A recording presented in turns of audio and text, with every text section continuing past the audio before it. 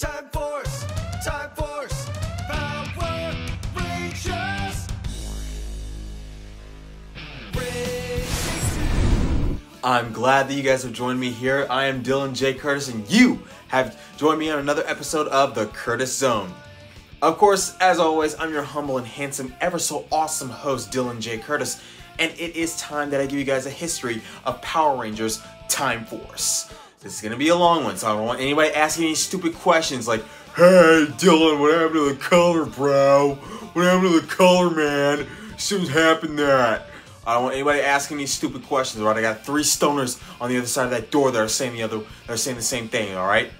Now you guys know I cannot give you a history of episode without giving you a little bit of news. And here it is from the world of Marvel. Anthony Mackie will be returning for Captain America New World Order.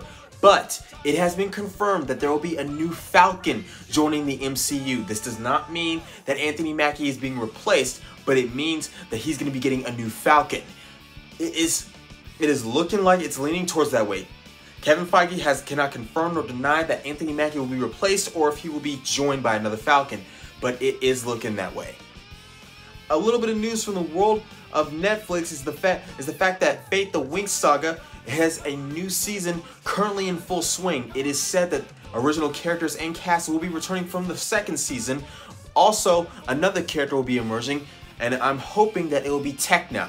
I gotta be honest, she's my favorite.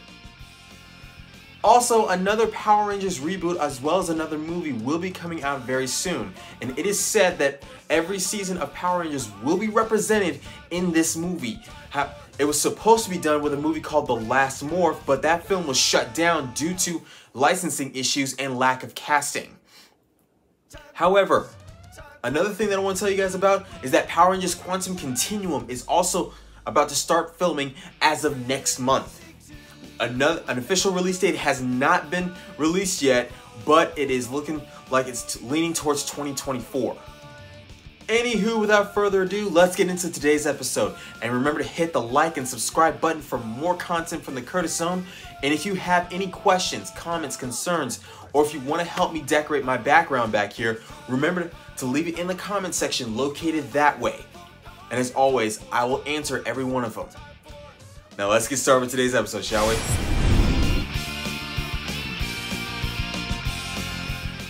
Power Rangers Time Force would have its television debut in February 3rd, 2001, and it would have its final episode in November 9th, 2001, later that same year. It was a part of the Fox Kids TV lineup. Like all previous seasons of Power Rangers Time Force was based on a Super Sentai series from Japan, and that Super Sentai series was known as Time Rangers. If you ask me, it was a pretty cool one. This also means that episodes from Power Rangers Time Force were based on the Super Sentai Time Rangers. Okay, I know I messed up a lot there. Just bear with me here, guys. It was a pretty fun series, okay? Everyone liked Power Rangers Time Force because it reminded them a lot of Back to the Future. Now that's enough with the non-fiction origin. Let's get into the fictional origin, shall we? And remember, hit the like and subscribe button.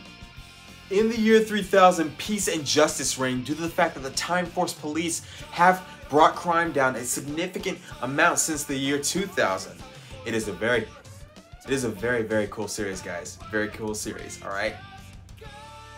This is when we meet notorious super criminal Rancic, a mutated superhuman, his daughter Nadira, who's also a mutated superhuman, and their army of Cyclobots, which are basically like the Putty Patrol from Mighty Morphin Power Rangers. Rancic's big plan is that he's going to go back in time to the past, to the year 2000, and become king. But the thing is, he was captured by the Red Time Force Ranger Alex and put on trial, but promptly escaped and then escapes back into the year 2000. That is after he destroyed the Red Time Force Ranger from the year 3000. After this happens, a group of Time Force cadets take a transwarp ship and travel back in time following Rancic, and their names are Jen, Lucas, Trip, and Katie. They search for Rancic, and when they find him, they try to morph in order to stop him. Now, once they travel back to the past, they realize that they need all 5 Rangers in order to activate the Morphers. And this is when they meet Wes Collins. He's a rich kid from the other side who lives on the Upper East Side of Silver City. And this is when they find him, and he is an exact replica of Alex from the future. I mean, down to the DNA. which is why Jen approaches him and tells him that she needs him to unlock the Morphers. Later in the episode, he does. Okay. Now, with all that said and done, let's get into significant moments in the series, as well as my favorite moments, shall we? Now, there are only two major moments that you need to know about from Power Rangers Time Force. The first moment is the Quantum Quest. This is when we meet the Quantum Ranger, aka Eric. All right. See, around this time, Wes Collins' dad, Mr. Collins, who is the leader of Biolab, head scientist of Biolab, and the biggest investor, has put together the Silver Guardians, which is a private organization dedicated to keeping Silver Hills in one piece, while at the same time he charges people a large fee. All right, he's a big-time business guy, which means he does this. All right, this is when we find the Quantum Rangers Morpher, known as the Quantum Morpher. All right, I know, but hey, I don't write this stuff. All right, I don't write this stuff. Anyway, long story short, it took a while for Eric to learn that the biggest virtue of being a Power Ranger is not the power, but the teamwork that comes along with it. And after a few episodes, he becomes one of the biggest names in Power Ranger history, due to the fact that he's the first Sixth Ranger that is a Red Ranger. The second significant moment is from the series Dawn of Destiny and Destiny Defeated. All right.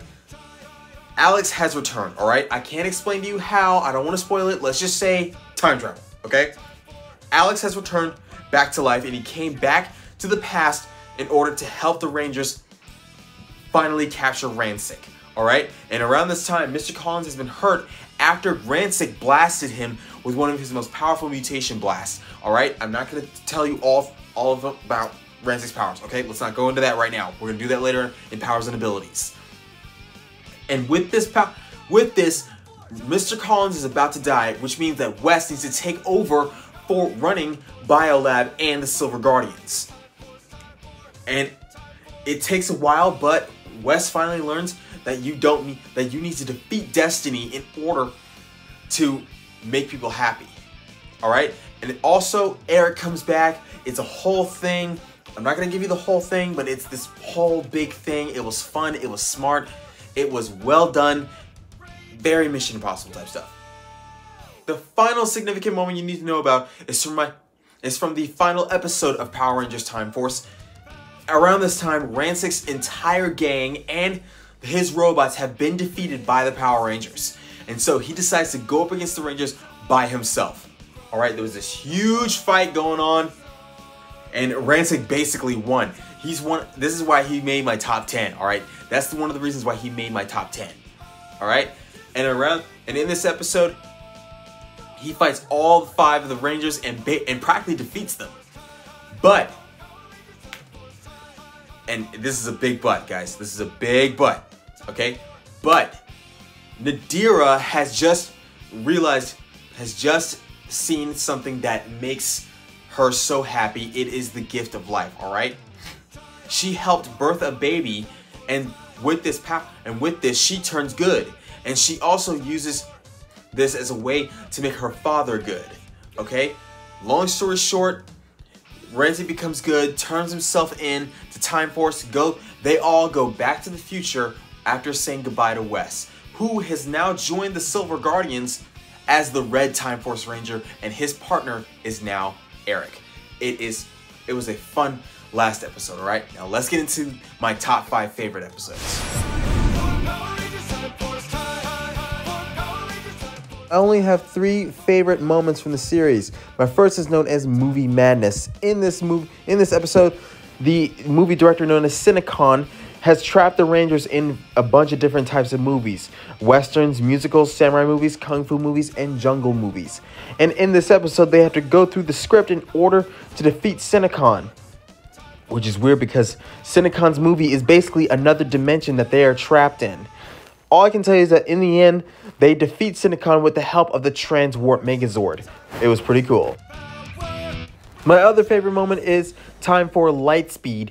It is the episode between the team up between Power Rangers Time Force and Power Rangers Lightspeed Rescue. In a nutshell, the demons have returned and the Lightspeed Rangers and the Time Force Rangers have to fight them together. In the end, the ending was so amazing that it made me cry a little bit. My final favorite moment in the series is when Wes gets his Battleizer, the Fire Battle Warrior. This is after he defeats the dragon, which is owned by the legendary Black Knight. Now, the one thing I loved about this Battleizer is that it's basically in medieval armor with modern day weaponry. Now, if those of you who have not seen it, you gotta know it's pretty cool. Alright everybody, now let's talk powers and abilities. And as always, remember to hit the like and subscribe button for more content.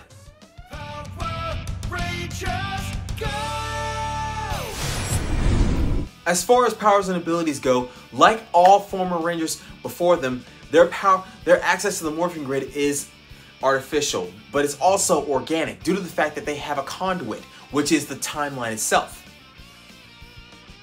Their access to the morphing grid and their access to the timeline itself gives them the ability to control the passage of time through their own bodies without affecting them at all. This means that they can move as fast or as slow as they want to, while at the same time, they're not affected by the timeline. They also have these things called Chrono Sabers, they have Chrono Blasters, and their V-Weapons which combine into the Vortex Blaster.